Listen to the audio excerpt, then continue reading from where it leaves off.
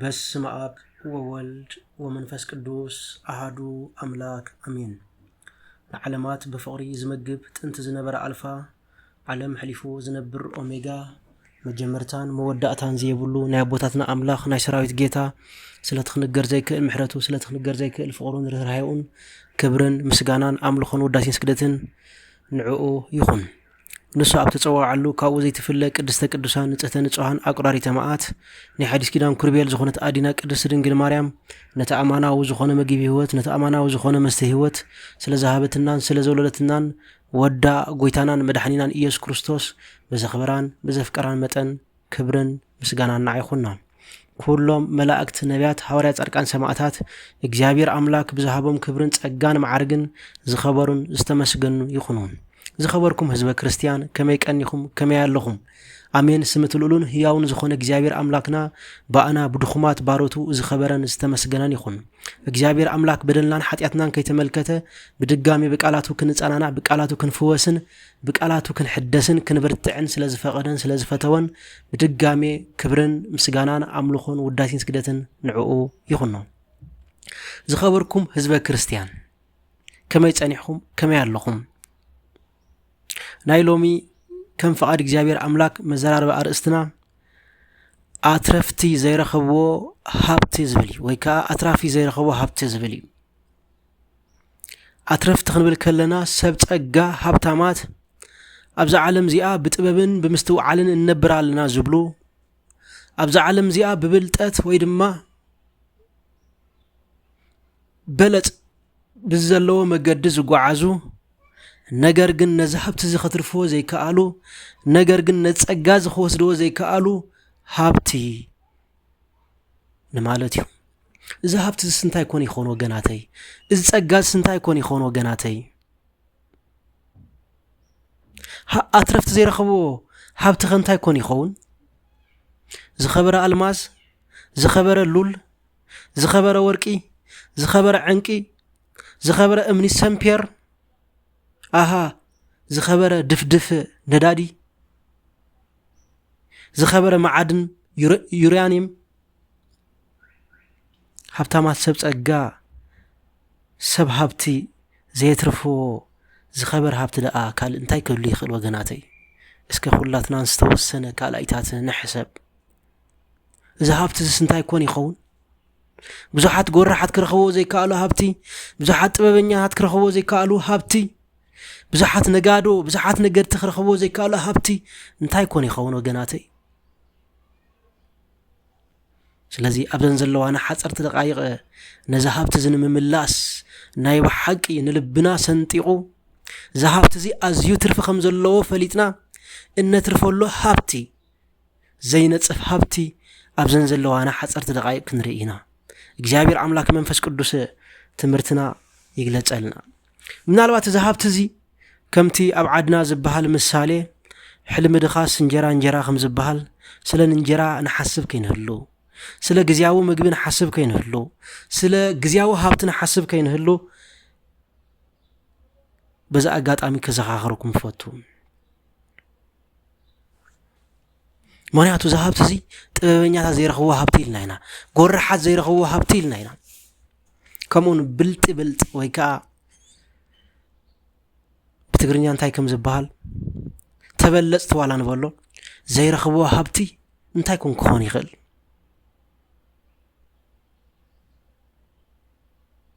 እዚ ሃብቲ እዚ ከምቲ ኣቐዲምና ዝበልናዮ ብስጋዊ ሃብቲ እነፍርዮ ሃብቲ ይኮነን። እዚ ሃብቲ እዚ ብስጋዊ ጥበብ እንረኽቦ ሃብቲ ኣይኮነን። ብዙሓት ነዚ ሃብቲ እዚ ኣብ ኢዶም ንምእታው ዝተሸገሩ ሓሳቦም ጥባቦም ስጋዊ ስለ ዝኾነ ወገናተይ ነሆ ነዚ ሃብቲ እዚ ከም ዘለውና የስተውዕሉን። ነገር ግን እዚ ሃብቲ እዚ ዘለዎ ሃብታም እዚ ሃብቲ እዚ ዘይብሉ ሃብታም ድማ ሃብታም ክበሃል ኣይክእልኒ። እዚ ሃብቲ እዚ ዘይብሉ ሰብ ጸጋ ድማ ሰብ ጸጋ ክበሃል ኣይክእልኒ ወገናተይ። ሐዋርያ ቅዱስ ጳውሎስ ከም ዝበሎ ኩሉ ናትና እዩ፣ ኣብ ትሕቲ ክርስቶስ ዘሎ ኩሉ ዓለሙ ውቅያኖሱ ሰማያቱ ማዓድኑ ወርቁ አልማዙ ዕንቁ ኩሉ ናትና እዩ ወገናተይ። ምክንያቱ ክርስቶስ ናትና ስለ ዝኾነ ኩሉ ምድሪ ዘሎ ዝተፈጠረ ድማ ናይ መን እዩ ናይ ክርስቶስ እዩ ወገናተይ ክርስቶስ ኣምላኽና ንሆ ሰማይን ምድርን ከም ዝፈጠረ ንፈልጥ ኢና ቃል ብቅድሙ ነበረ ቃል ኣብ ኣምላኽ ነበረ ጸጋን ሓቅን መሊኦ ድማ ኣባና ሓደረ እዛ መሬት እዚኣ እዛ ምድሪ እዚኣ ዝተፈጠረት ብቃል ያ ወገናተይ ስለዚ ኩሉ ኣብ ምድሪ ዘሎ ናትና እዩ ወገናተይ ግናኸ ክንርድኦ ዝግባአና ካብዚ ኣብ ምድሪ ዘሎ ሃብቲ ካብዚ ኣብ ምድሪ ዘሎ ጥበብ ካብዚ ኣብ ምድሪ ዘሎ ጸጋ ዝበልጽ ሃብቲ ኣትረፍቲ ዘይትረፍዎ ሃብቲ ኣሎ ወገናተይ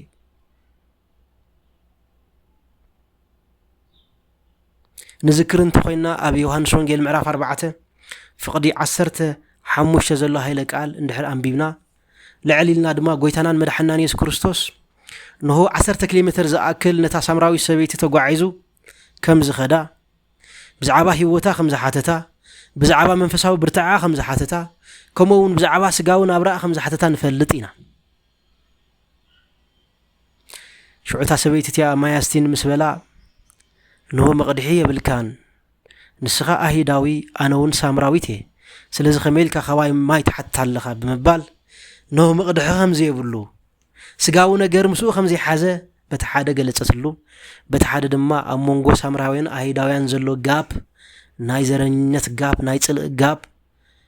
ናይ ጽንፈኝነት ጋብ ነገረቶ ይብለና ነገር ግን ጎይታና መድሓናን ኢየሱስ ክርስቶስ ኣብ ሰዓት ዝመለሰለን ተሃልዩ ብሓቂ ዝልምንክ ዘሎ ህያብ ኣምላኽ መን ምዃኑ እንተ ትፈልጥ ነርክስ ተመሊስኪ ንስኺ ምስ ለመንክዮ ነርኪ ተመሊስኪ ንስኺ ማይ ህይወት ኣስትየኒ ምበልክዮ ነርኪ ኢልዋ ነገር ግና እቲ ንስኺ ትሰትዮ ማይ ንሆ ሕጂ ሰቲኻዮ ዘጽምእ ማይ እዩ እቲ ኣነ ዝህበክ ማይ ግን ዘየጽምእ ማይ እዩ ዘለዓለማዊ ማይ እዩ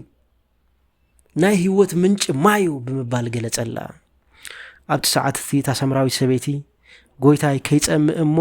እንደገና ክቐድሕ ናብ ዝርባዚ ወይ ከዓ ናብዚ ዓይኒ ማይ እዚ ንኸይመጽእሲ ካብቲ ዘየጽምእ ማይ እንዶ ግዳ ኣስትየን ንበለቶ ብልክዕ እዛ ሰበይቲ እዚኣ ነዚ ነገር እዚ መንፈሳዊ ዓይኒ ኮነ ተመልክታቶ ንሳ ካብቲ ብቐትሪ ናብቲ ጉድጓድ ምኻድ ኣሰልችዋ ስለ ዝነበረ ካብ ሰባት ተሓቢእኻ ምኻድ ኣሰልችዋ ስለ ዝነበረ ልክዕ ከምዚ ሕጂ ግዜ ማይ ኣብ ገዛና መጺልና ዘሎ ቡምባ ገይሩ ከምኡ ኣብ ቤታ ክመጸለያ ድልያ ነይራ ግን ጎይታናን መድሓናን ኢየሱስ ክርስቶስ ዝነገራ ስለቲ ሓንሳብ ሰቲኻዮ ዘይጽምእ ናይ ዘለዓለም ህይወት ማይ እዩ ስለቲ ሓንሳብ በልዒኻዮ ዘይጥምእ ናይ ዘለዓለም ህይወት ምግቢ እዩ እንሆ ዕላለም ከም ዝቐጸለ ንፈልጥና ብዛ ኣቢሉ ማለት እዩ ስለዚ ወገናተይ እንሆ ብዙሓት ማለት እዩ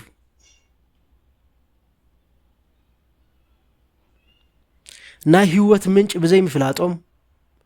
ብዙሓት ናይ ህይወት ምግብ ብዘይ ምፍላጦም ዝጸምኡ ዝዓረቑ ዝጠመዩ ብዙሓት እዮም ጎይታ ግና ስለ ሓንሳብ ሰቲኻዮ ዘይጽምእ ናይ ህይወት ማይ ነግራ ነበረ ሎሚ ወገናተይ ብዙሓት ብዊስክን ወይንን እንዳ ተገጫጨቡ ግናኸ እቲ ሓቀኛ ማይ ህይወት ዝጸምኡ ብዙሓት እዮም ወገናተይ ሎሚ ብብዙሓትን ስጋ ዘጥልል ፕሮቲንን ቪታሚንን ዘለዎም ንጥረ ነገራት ወይ ድማ ዝተፈላለዩ ልምሉማት ምግብታት እንዳበልዑ ነገር ግን ወገናተይ ካብቲ ናይ ዘለዓለም ምግቢ ኣዝዮም ጠመዩ ሰባት እዩ ሎሚ ብዙሓት ብኽቡራት ዘጌጹ ክዳውንቲ ተኸዲኖም እናኸዱ ነገር ግና ብጸጋ እግዚአብሔር ኣምላክ ኣዝዮም ዝዓረቑ ብዙሓት እዮም ወገናተይ ሎሚ ብዙሓት ብዝተፈላለዩ ጫማታት ዘጌጹ እኳ እንተኾኑ ነገር ግና ብዙሓት ጫማ ብዝተመሰለ ቃል እግዚአብሔር ዝዓረቑ ሰባት ኣዝዮም ብዙሓት እዮም ወገናተይ ስለዚ ካብዚ ዕርቃን ዝኸፍእ ዕርቃን እንታይ ኣሎ ካብዚ ድኽነት ዝኸፍእ ድኽነት እንታይ ኣሎ ስለዚ ወገናተይ ናይ ድኻን ናይ ሃብታምን ትርጉም ሎሚ ክርዳኣና እዩ ናይ ድኻንን ናይ ሃብታምን ትርጉም በተኣነ ንስኻትኩም ንፈልጦ ይኮናን ምናልባት ግን ክንግምጥሎ ከለና ሃብታን ማለት ድኻ ማለት ከይከውን ድኻ ማለት ድማ ሃብታን ማለት ከይከውን ኣዚና ክንሓስበሉ ይግባአና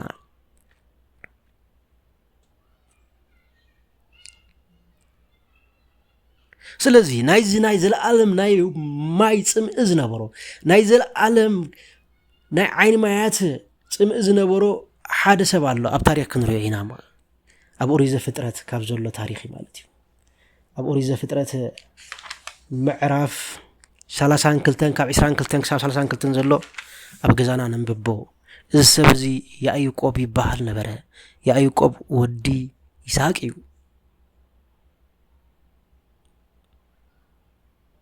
ያዕቆብ ብጉርሕን ብበለጽን ዝዓበየ ካብ ከርሲ ኣዲውን ከሎ ሸኾና ሓው ሒዙ ዝተወልደ ኣብ ከብዲ ማህፀን ኣዲውን ከሎ ምስ ሓው ዝከራኸር ዝነበረ ብበለጽ ብጉርሒ ቀዲምካ ብምኻድ ነሆ ህይወቱ ዝመርሕ ዝነበረ ኣቦ እዩ ወገናተይ ያዕቆብ ኣቦና ይስሐቅ ያዕቆብን ኤሳውን ከም ዝወለዱ ንፈልጥ ኢና ስለዚህ ያዕቆብ ካብ ከርሲ ኣዲዩ ጀሚሩ ንሓው ኣዝዩ የሸጉረ ከም ዝነበረ ድሓር ድማ ምስ ዓበዩ ሓደ ግዜ ኤሳው ምግቢ ኣብ ዝጠመየሉ ግዜ በጀኻባ ምግቢ ኣብ ለዓና ኣብ ዝበለሉ ግዜ ያዕቆብ ኣዝዩ ብልጥ ስለ ዝነበረ ኣዝዩ ጎራሕ ስለ ዝነበረ እታ ብኹርነኻ እንተሂብካኒ ነሆ ዝዓደስ ዝኽበከ ብምባል ንሓው ምግቢ ዝኣክል ማይ ዝኣክል ነብብኹርና ሸጠሉ ወገናተይ ሎሚ እኳ ኣብ ሰዓት እዚ ብዙሓት ሰባት ንሕዋትና ካብ ሕዋትና ግቦ ንቕበል ካብ ሕዋትና ሓረጣ ንቕበል ብዙሓት ኢና ወገናተይ ዘይምዕዳል ኮይኑ ካብ ሕዋትና ጋር ነፍስን ንቕበል ብዙሓት ኢና ወገናተይ ካብ ሕዋትና ነታ ዝነብሩላ ንእሽተይ ገዛ ብምፍራስ መሬት እንማቐል ኣዚና ብዙሓት ኢና ወገናተይ ስለዚ ኣቦና ያዕቆብ ብኸምዚ ዝነብር ዝነበረ መዓስ ዝጥራይ ነሆ ንኤሳው ዝተሓሰበ ምርቃት ንኤሳው ዝተሓሰበ ናይ ዘለዓለም ክብሪ ቀዲሙ ብምኻድ ንያዕቆብ ንኤሳው ብምምሳል ካብ ኣቦ ይስሐቅ ምረቃ ዝተቀበለ ብጉርሑ ምረቃ ዝተቀበለ ሰብ እዩ መዓዛ ወደይ ብምባል ዝተመረቀ ሰብ እዩ ስለዚ ወገናተይ እንታይ ክብል ደልየ ኣብዚ ትምህርቲ እዚ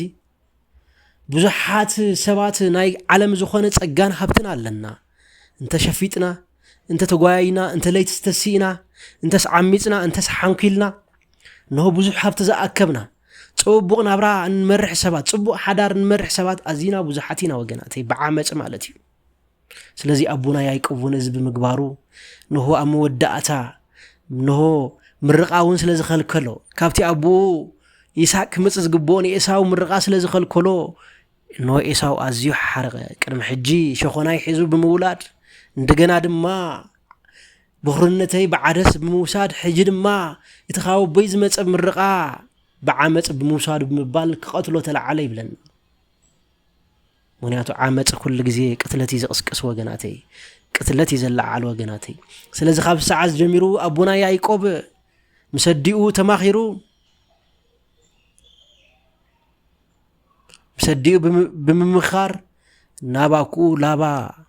ናብ ቤርሳቤ ተሳገረ ይብለና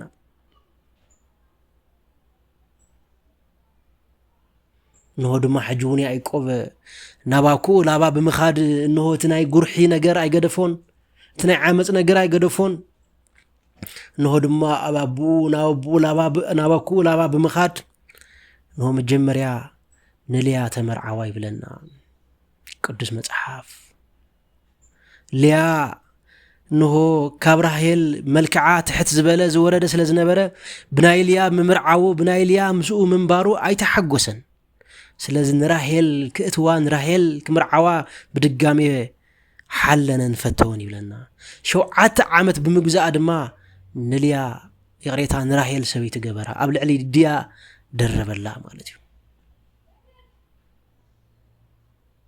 በዝኸየብቅዕ እውን እንሆ ካብተን ጽቡቓት ጥሪት ናይ ኣኩ ላባ ክወስድ ብምሕሳብ ነሆ ብዙሓት ሕላገዝ ዘለውን ንኽትሪን ኣዝየን ጽቡቓት ጠለበጊዕ ካባኩኡ ላባ ወሰደ ይብለና ካባኩኡ ላባ ተፋንዩ ንኸይከይድ ድማ በለይቲ ተሓቢኡ ንላባ ብዘይ ምንጋር ናብ ዓዱ ክምለስ ፈተነ ይብለና ላባ ድማ ኣዝዩ ተቆጥዐ ንምንታይ ከዘይትነግረኒ ንምንታይ ከዘይት ነገረን በመዝሙርን በመሰንቆን ግዳም ፋኖ ኻኔረ ንምንታይ ከም ዝገበርካ በመባል ላባ ተቆጥዑ ምስ ሰራዊቱን ምስ አገልግሎቱን ነሆን ያዕቆብ ከርክብ ከደ ይብለና እግዚአብሔር አምላክ ግን በሕልም ተራእዩ አብ ርእሲ ያዕቆብ ዝኾነ ነገር ክገብር ከም ዘይብሉ እግዚአብሔር አምላክ በሕልም ንላባ ተነዛረወ ይብለና ስለዚህ አብ ሰዓዚ ነሆ ደቁ መሰሳገረ ካብሩዋ መሰሳገረ በትለይትቲ ነሆ አቡና ያዕቆብ ባድኖ ተሰምዖ ነፍሰ ምትሓት ተሰምዖ ህይወተይ ሙሉ በሓር ጎጽጎጽን በበለጽን በጉርሕን ዝመጸ ህይወት እዩ ነሆ ብዙሓት ጥሪት ኣለውኒ ብዙሓት ደቂ ኣለውኒ ብዙሓት አንስት ኣለዋኒ ነገር ግን ሕልና የብለይን ነገር ግን አነ ነፍሰ ምትሓት ዘለኒ ሰብ በመባል ኣብ ትሩባ በይኑ ተረፈ በጸልማት በቲ ለይትቲ በይኑ ተረፈ ይብለና ደቁ ብምስጋር አንስቱ ብምስጋር ማለት እዩ ጥሪቱ ብምስጋር ማለት እዩ ስለዚህ ሙሉእ ለይቲ ከለቅስ ሓደረ ይብለና ሙሉእ ለይቲ ክበር ክበኪ ሓደረ ይብለና አቡና ያዕቆብ ንበይኑ ብምዃን እስከ ወገናተይ በይንና ብምዃን ስለተዝገበርና በደል ስለተዝገበርና ኃጢአት በይንና ብምዃን እስከ ነልቅስ ንብከ ንጣዓስ ወገናተይ ሐቀኛ ጣዓሳ ዝበሃል እዚ ሐቀኛ መምላስ ዝበሃል እዚ ሐቀኛ ንስሐ ዝበሃል እዚ ስለዚህ በተለይት ድማ ሓደ ሰብኣይ ናብ ያዕቆብ ብምምጻእ ክቃለሱ ሓደረ ይብለና ሙሉእ ለይቲ ክቃለሱ ሓደረ ይብለና ኣብ ሰዓት ድማ ያዕቆብ ኣይገደፎን በል ሕጂስ ረፊዱ ይኣኽለካ ግደፈኒ ኣብ ዝበለሉ ሰብኣይቲ ኣይገድፈካን ይበሎ ይብለና አቡና ያዕቆብ ከይባረኽካኒ ኣይገድፍካን ናተይ ህይወት ዝመጸ ብዓመጻ ብጉርሒ ብብልጥነት ስለዝኾነ ከይባረኽካኒ መንፈሳዊ መገዲ ኸይራእኻኒ ካብቲ ናይ ዘላለም ናይ ምንጪ ማይ ከየስተኻኒ ካብቲ ናይ ዘላለም ሓንሳብ ሰቲኻዮ ዘየጽምእ ነገር ከይሃብካኒ ካብቲ ሕልና ዝተባሃለ ዕግበት ካብቲ ሕልና ዝተባሃለ ምንባር ዘየጽምእ ናይ ዘላለም ናይ ማይ ናይ ህይወት ማይ ከይሃብካኒ ከይባረኽካኒ ኣይገድፈካኒ ብምባል ዕጭ ሓንፈፈ ኣብቲ ግዜ ድማ እቲ ብሕልሚ ዝተረኣየ ወይ ከዓ እቲ ቃልሱ ዝሓደረ ሰብ ተመሲሉ ዝመጸ እግዚአብሔር ነበረ ይብለና ሊቃውንት ቤተክርስቲያን ነዚ ዝተቃለሱ ሰብ ዝብሉ ድማ እግዚአብሔር ወልድ ምዃኑ ይገልጹ ማለት እዩ በል ሽምካ መን ይበሎ ስመይ ያዕቆብ ይባሃል እዩ በል ንስኻ ካብ ሎሚ ስምካ ያዕቆብ ኣይኮነን ንስኻ ምስ ሰብንህ ምስ እግዚአብሔርን ተቃሊስካ ዘሕመቕካ ኢኻ እሞ ካብ ሕጂ ስምካ እስራኤል ብምባል ባረኾ ቀደሶ ይብለና ክብር ምስጋናን አምልኾን ስግደትን እግዚአብሔር አምላክና ይኹን ወገናት ንሆ ድማ በታይ ለይቲ ይብለና መጽሐፍ ቅዱስና ንያዕቆብ ምሕኹልቱ አምልቆ ይብለና እግዚአብሔር አምላክ ነገር ግን ያዕቆብ ይብለና ያዕቆብ አቡና ምምላቕ ናይ ምሕኹልቱ ኣይተሓሳሰቦን ምሕንካስ ናይ እግሩ ኣይተሓሳሰቦን ንሆ መኒኻ ንስኻ ብምባል ሓተቶ እንታይ ካን ዝተሓተን የግዳስ ረፊዲሙን ኣብ ዓድኻን ዓኺድ ብምባል እግዚአብሔር አምላክ ለመነ ይብለና ካብቲ ግዜ ድማ አቡና ያዕቆብ ንእግዚአብሔር አምላክ ገጽ ንገጽ ሪአዮ እሞ ኢሉ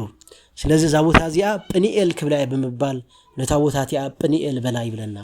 ክብርን ምስጋናን ንእግዚአብሔር አምላክና ይኹን ነው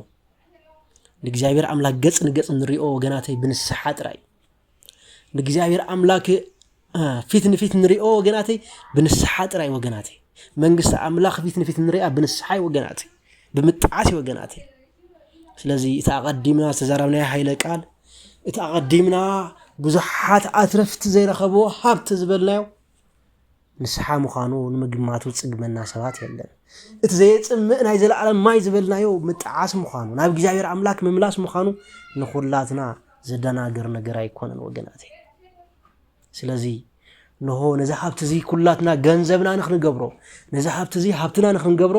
ክንቃለስ ይግባአና ከም ያዕቆብ በይንና ኣብ ገዳም ብምኻድ ከም ያዕቆብ በይንና ኣብ ቤተ ክርስቲያን ብምኻድ ከይባረኽካኒ ኣይለቀካኒ ከይመረቕካኒ ኣይለቀካኒ እቲ ዘምጽኽዎ ምርቓት እቲ ዘምጽኽዎ ብኹርና እቲ ዘምጽኽዎ ሃብቲ ኩሉ ብጎነጽዩ እዚ ነገር እዚ ንዓይ ሙሉእ ክገብረኒ ይከኣለን እዚ ሃብቲ እዚ ስጋዊ ሃብቲ እዚ ንሕልናይ ሙሉእ ክገብራ ኣይከኣለን ኣነ ኣብ ቅድሚኻ ድኻየ ኣነ ኣብ ቅድሚኻ ዝወረድክ ሰብየ ብምባል ክንስሓን ክንጣዓስን ይግባአና ወገናተይ ስለዚህ አቡና ያዕቆብ ነው ተባረኸ ህዝቡ እስራኤል ዘላለም ተባረኸ نو እግዚአብሔር አምላክ ድማ አምላክ አብርሃም አምላክ ይስሐቅ አምላክ ያዕቆብ ተባለ ይብለና ክብር ምስጋና ለእግዚአብሔር አምላክ ይሁነው ብንስሐና እግዚአብሔር አምላክ እንተ ተመሊስና አምላክ ያዕቆብ ነው እንባል እግዚአብሔር አምላክ ባአና አይሐፍርኒ ወገናቴ ንጣስናው ንመለስ መገድና አብቅድም እግዚአብሔር አምላክ እንታይ ንግበር ንመድምዳ ነጽሪያ ንጽረጋ ንሱ ድማ እቲ ዘይበርስ ሀብቲ ንስሐን ጣዓሳን ወገናቴ ነዛ ሀብቲ ብዙሓት ሰባት ከትርፈው ይካሉን ብዙሓት በለጸኛታት ከትርፈው ይካሉን ብዙሓት ጥበበኛታት ዝብሉ ሰባት ከትርፈው ይካሉን ብዙሓት ሰብ ጸጋ ነዛ ሀብቲ እዚ ከትርፈው ይካሉን ወገናቴ ስለዚህ አቦና ያዕቆብ ተባረከ አቦና ያዕቆብ ሰብ ጸጋ ኾነ በዓል ሀብቱ ኾነ ነሆ ነሐዊ ኤሳው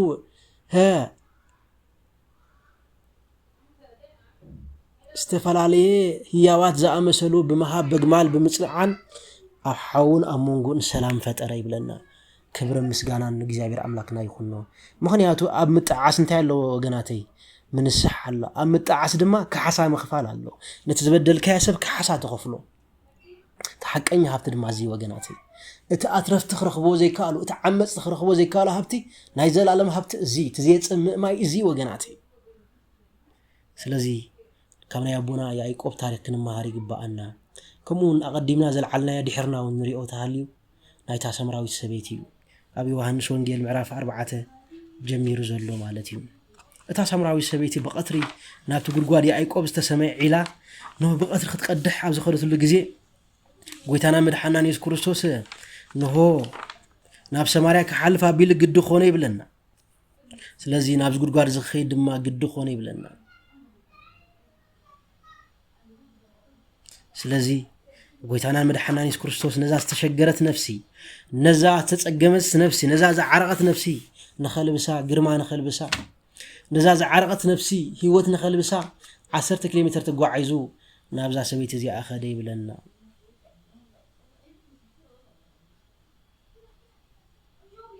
سلازي بعلال يجمر كم تقدمنا زبلنايو ما يستني بلا نو كيستي كاس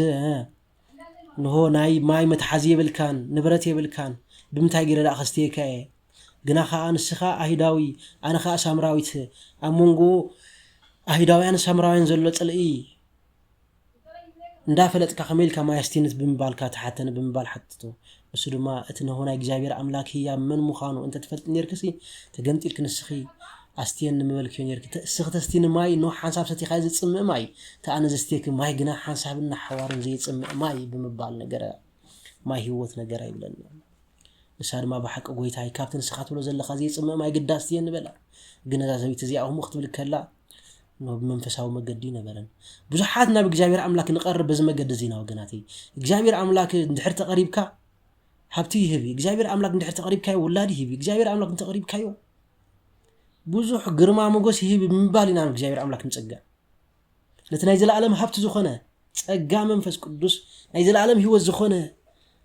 ናይ ዘላለም ምንጭ ዝኾነ ዝፈልፋል ማይ ግን دلينا نمص سبات وحداتنا وغناتي اذا سميت زي اون بسلازي غداي زي حتات سلازي غاو نغير حتاتو نسوز نغير اغين سلازي يصم ناي زلالم هيوت ناي زلالم منጭ ዝኾነ ፈልፋሊ عيني ماي هيوت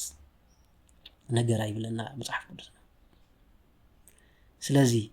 እቲ ናይ ዘላለም ህይወት ዝባሃል እቲ ናይ ዘላለም ጸጋ ዝባሃል እቲ ናይ ዘላለም ሀብት ዝባሃል ነው ዘይ ቋርጽ ንስሐይ ወገናተይ ነው እግዚአብሔርን ሰብን ከራኸው ዝኽል ድልን ተሃልዩ ንስሐይ ወገናተይ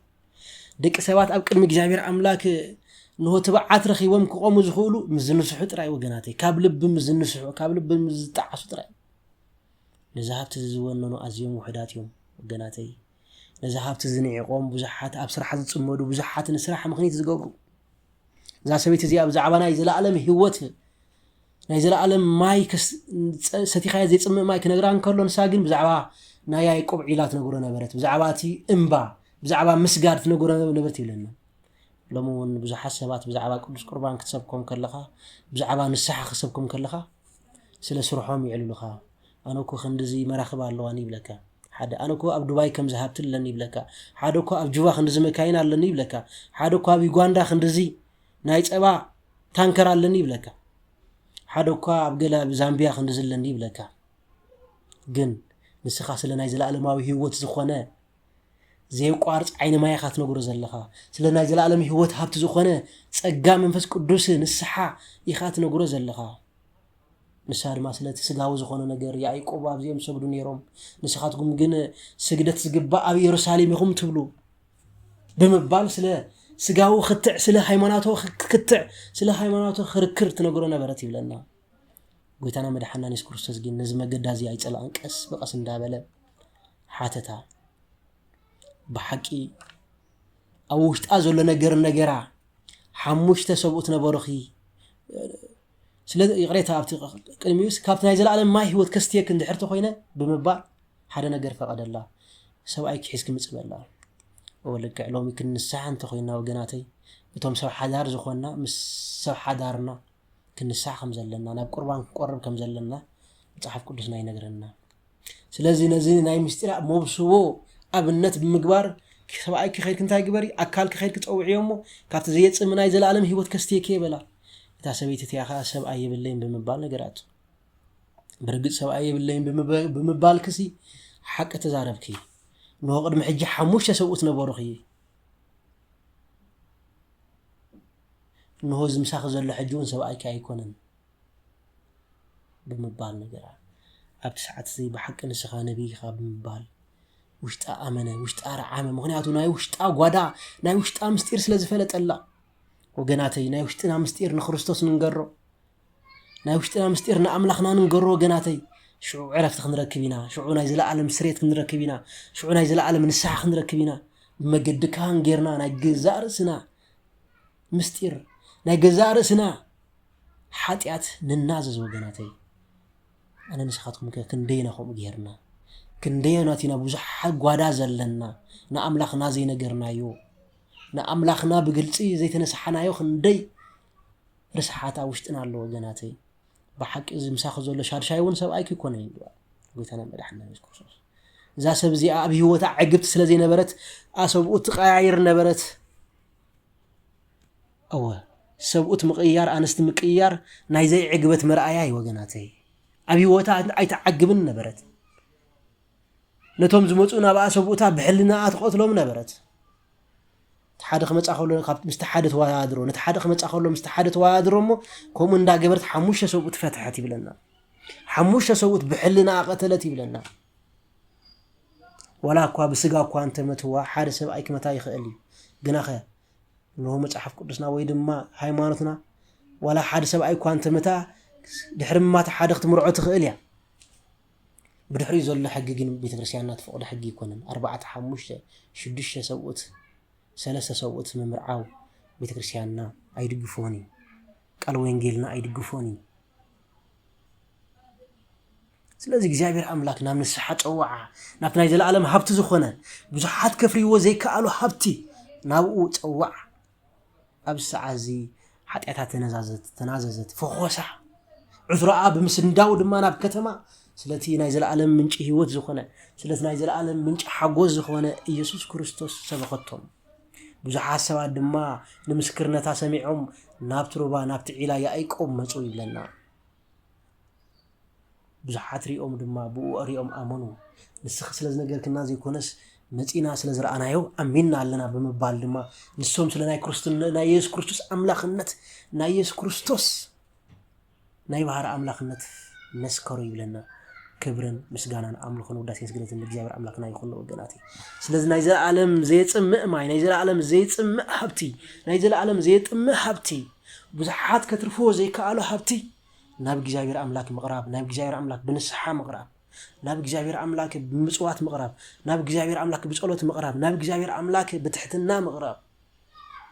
ናብ እግዚአብሔር ኣምላክ ብጣዓሳ ምቕራብ ወገናቲ ነዚ ሀብቲ እዚ ኩላትና ንኽነፍርዮ ናይ እግዚአብሔር ኣምላክ ቅዱስ ቸርነት ናይ ኣዴና ቅድስት ድንግል ማርያም ኣማላድነት ናይ ኩሎም ሆርያን እግዚአብሔር ተራዳእነት ኣይፈልየና ንዝነበረና ግዜ ባሪኹን ቅዱስን ስለዝሃበና ክብርን ምስጋናን ኣምልኾን ውዳሴን ስግደትን ንዕኡ ንበይነ ይግባእ ነዚ ትምህርቲ እዚ ኣዝዩ ሃናፂ ኮይኑ ተረኺብኩሞ ንሆ ብዙሓት ነዚ ኣዋጅ ዘይሰምዑ ብዙሓት ነዚ ናይ ዘለዓለም ዘይጽምዕ ሀብቲ ዘይሰምዑ ነፍሳት ክህልዋ ስለዝኽእላ ንሆ ነዚ ኣገልግሎት ዝውን ኣዝዩ ክሰፍሕ ስለዘለዎ ሰብ ናብ ኣምላኹ ክምለስ ስለዘለዎ ሰብ ናብ ቤተ ክርስቲያኑ ክምለስ ስለዘለዎ ኩላትና በታን ኽላ ላይክ ሼር ሳብስክራይብ በመግባር ነዚህ አገልግሎት ናይ እግዚአብሔር አምላክ ናብ ኩሉ ክበጽሕ ግዴታና ይሞ አገልግሎት እግዚአብሔር አምላክ ናብ ኩሉ መታን ክበጽሕ ነው እጃምና ነበርክት በድጋሜ ወስብሐት ለእግዚአብሔር